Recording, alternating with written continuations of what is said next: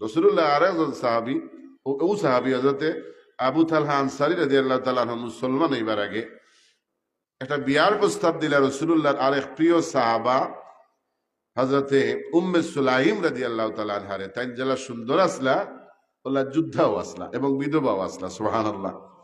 যখন মহিলা হলে যুদ্ধ আসলা হইলে মনে করতে পারেন যে এরা আবার যুদ্ধ ঘটলা কিলা, মহিলা সাহাবায়ে কেরাম হলে অনেকেই যুদ্ধ সহযোগিতা করছেন, তরবারে নিয়ে দিছেন, খানি দিছেন, আঘাতপ্রাপ্ত হইলে সাহাবায়ে কেরাম হলের ঔষধ লাগাইয়া দিছেন, 40 ব্যান্ডেজ বান্ধিয়া দিছেন, এরা যুদ্ধ অংশগ্রহণ করছেন। তাই না যুদ্ধ আসলা, বিধবা আসলা এবং খুব সুন্দরীও আসলা। রাসূলুল্লাহ তান্ডে খুব মায়াও হরতা। আবু তালহা মুসলমান হইবার আগে উম্মে সুলাইমরে দেখে তার মায়া লাগে গেল, দিলাইলা বিয়ার প্রস্তাব। উম্মে সুলাইমে দূত মারফত খবর দিলাম তালহার প্রস্তাবে আমি রাজি, তবে শর্ত হইল তালহা মুসলমান হওয়া লাগবো, কারণ কাফের আর মুসলমানে তো বিয়া হয় না। হযরতে তালহা লগে লগে খবর পাইয়া মুসলমান হয়ে গেছেন। এবার আবার দুধ ফাটাইছেন, যাও উম্মে সুলাইম রে জিজ্ঞাইও কি পরিমাণ মোহর লাগবো। সুবহানাল্লাহ। মোহর ছাড়া বিয়া হয়নি। আমরা বাবা আদম আলাইহিস সালামের বিয়া হয়েছিল মোহর ছাড়া না, মোহর সহ। অথই না, মোহর সহ। আদম নবী জান্নাতে একলা একলা আল্লাহ কইলা ও আল্লাহ একজন সঙ্গী দেও, একলা একলা তো সময় কাটেন না। ও আল্লাহ তান্ডে অজ্ঞান করিয়া বাম পাজরের নরম হাড্ডির থেকে বানাইলাম মা হাওয়া আলাইহিস সালাম। সুবহানাল্লাহ। যখন ঘুম থেকে উঠিয়া দেখেন তাল্লা খান একজন মানুষ বোয়া, ওইলে দেখতে একটু ব্যতিক্রম, চাইছিলা দরিয়া দেখতে এটা কিতা। আল্লাহ দিছেন দমক, আদম লা তামাসসুহা, আদম রে হাওয়ারে সইও না। সুবহানাল্লাহ। কইল আল্লাহ বানাইছেন তো আমার লাগি, সইতাম না কেনে? আল্লাহ কইন না হাত্তা তানকিহা, যত সময় পর্যন্ত নিকাহ হইছে না, বিয়া হইছে না, ততক্ষণ পর্যন্ত সোয়া জায়েজ নাই। সুবহানাল্লাহ। আমরা সমাজে হালাল প্রেমও আছে নিনা না, আছেন না? আমি এই প্রসঙ্গে যাইতাম না, অনেক রাইতে গেছি। আদমে জিজ্ঞাইলা আল্লাহ তাহলে কি মানে নিকাহ কিলা করেন, বিয়া কিলা করেন? বলে মোহর দেও। হাত্তা তৌতিল মোহরা, যত সময় পর্যন্ত মোহর দিছ না ততক্ষণ পর্যন্ত তো বিয়ে হইতো না। বলে মোহর কিতা দিতাম? বলে দেও সোনা রূপা হীরা মণি মুক্তা যা আছে সম্পদ। বলে আল্লাহ আপনি যে আমি আদম বানাইছেন ও মাথা থেকে পাও পর্যন্ত আছে, আর তো কিচ্ছু নাই। সুবহানাল্লাহ কইন না? এবার আল্লাহ রেখে হন আদম রে, আখেরি জমানার পয়গাম্বর নবী মুহাম্মদুর রাসূলুল্লাহ সাল্লাল্লাহু আলাইহি ওয়াসাল্লামের উপরে 10 বার অথবা 20 বার দুরূদ শরীফ পড়িলাও হাওয়ার মোহর আদায় হয়ে যাইব। তাইলে বোঝা গেল টাকা পয়সা ছাড়াও মোহর দেওয়া যায়। উম্মে সুলাইমে ডাকিয়া হইন দূত মারফত খবর দেন, যাও তালহারে গিয়া কইও 1 পয়সা মোহর লাগতো না।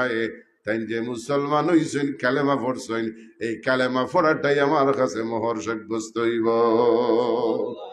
এখন বুঝলানি কত ধার্মিক। যাই হোক, তাই মুসলমান হয়েছেন, বিয়ে হয়েছে, এক সন্তানও আল্লাহ দিয়েছেন। তালহা, আবু তালহা আসলা আনসারী ব্যবসায়ী আসলা, ব্যবসার সুবাদে তাই অনেক দেশ সফর করতা। একবার দেশ সফর করিয়া ব্যবসা করিয়া যেদিন বাড়িতে রওনা হয়েছেন, ওদিন সন্ধ্যার বাদে তান্তানোর একমাত্র বাচ্চাটা মারা গেছিল। ইন্না লিল্লাহি ওয়া ইন্না ইলাইহি রাজিউন। এখন উম্মে সুলাইম রাদিয়াল্লাহু তাআলা আনহা রাসূলুল্লাহর হাদিস শুনছেন। আল্লাহ রাসূল কইছেন, যদি ছোট ছোট বাচ্চা মারা যায় তোরা বুক থাবড়াইয়া জমিন থাবড়াইয়া হাই হুল্লার চিৎকার করিয়া খান্দিও না, সবর করিও, আল্লাহ খুশি হইবা। আর যদি হাই হুল্লা করো, বুক থাফরাও, জমিন থাফরাও, নিচে গিরে খাইছে রে বান্দিছে রে হই একটা আসেন না মাঝে চিল্লাইয়া কান্দে, ইলা যদি করো তাইলে আল্লাহ বেজার হইবা। তানো হাদিস মনে হয়ে গেছে, কন্যা দেখি সবর করতাম। সুবহানাল্লাহ। নিজের সন্তান মারা গেছে, উম্মে সুলাইম রাদিয়াল্লাহু তাআলা আনহা এমন সবর করছেন। নিজের বাচ্চাটা মারা গেছে, লাগাবাড়ির মানুষও খবর জানে না। বাচ্চাটারে গোসল করাইয়া সুন্দর কাপড় ফিন্দাইয়া পাশর রুম এমন ভাবে শোয়াইয়া রাখছেন, দেখলে মনে হয় বাচ্চা ঘুমাই রইছে।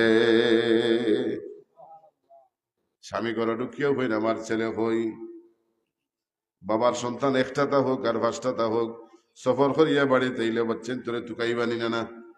এই তো কত দিন বাদে সফর করিয়া আইয়া আমরা ও যে সকালে বাড়াই আইছি, বিকালে গিয়া বাড়ি থামাইলে তুকাইনি, অমুক কই তমুক কই, তুকাইনি না। আইয়া কইছেন আমার ফুয়া কই, তাই মানে ফুয়া তো আছে, ফুয়া ঘুমার। আপনি আইসুন অত দূর সফর করিয়া, আগে আপনার ফ্রেশ হোকা, কাপড় চোপড় বদলাওকা, গোসল হরৌকা, খাওয়া দাওয়া হরৌকা, এর বাদে ফুয়া দেখবা যে ফুয়া তো ঘুমায়। সুবহানাল্লাহ। তোমার সুলাইমে মিশা মারছেন না। গুম কয় প্রকার? 2 প্রকার না? একটা ইহ নিদ্রা, একটা চিরনিদ্রা।